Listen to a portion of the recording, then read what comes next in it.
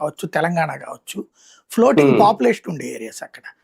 అక్కడికి అవును. వెళ్ళి నోట్స్ వచ్చినట్టు ఖర్చు పెట్టుకోవాల్సిందే. తినాలన్నా, తాగాలన్నా, ఉండాలన్నా, హోటల్లో రూమ్ అయినా ఇవన్నీ కూడా. అవును. ప్లస్ హాస్పిటల్స్ ఎక్కువగా ఉండేటటువంటి ఏరియాలు. పల్లె ప్రాంతాల నుంచి కూడా లేదా పక్క రాష్ట్రాల నుంచి కూడా అక్కడికి వెళ్తారు. వాటికి కూడా అది కూడా జీఎస్టీనే కదా హాస్పిటల్స్ కూడా. అవి నడుస్తుంటాయి అన్నమాట.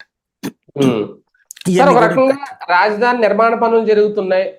చాలా మంది విదేశాల నుంచి వస్తున్నారు, పక్క రాష్ట్రాల నుంచి వస్తున్నారు, నిర్మాణాలు కూడా మొదలైనవి. ఇది జిఎస్టీ మీద ఏం ప్రభావం చూపించదు ఆంధ్రప్రదేశ్ లో? అంటే మనకి ఉండదు, ఎందుకంటే ఇవన్నీ కూడా కాంట్రాక్ట్ వ్యవహారం కదా. ఈ కాంట్రాక్ట్ల హెడ్ క్వార్టర్స్ ఎక్కడ తెచ్చినాయి? వేరే రాష్ట్రాల్లో ఉన్నాయి. అక్కడికి జిఎస్టీ చూపెడుతుంది వాళ్ళకి.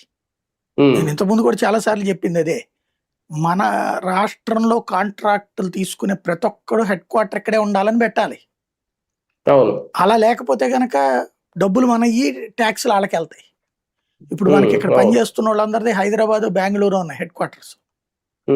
ట్యాక్స్ అక్కడికి పోతుంది చూపెట్టుకోవడం కూడా. అంతే కదా, అది కూడా మనకి తగ్గడం కనబడుతుంది అనమాట. సార్, మామూలుగా కొన్ని కొత్త కంపెనీలు వచ్చినప్పుడు పన్నులే ఆటోమేటిక్ పెరుగుతాయి. కానీ మనకి ఒక పక్క స్పీడ్ ఆఫ్ డూయింగ్ బిజినెస్ అని చెప్తూనే 99 పైసలకి ఎకరం ఇచ్చారనో, లేదంటే వచ్చే కంపెనీలకి పన్ను మినహాయింపులు ఉంటాయి, కొన్ని వాటికి 50%, కొన్ని వాటికి 0%.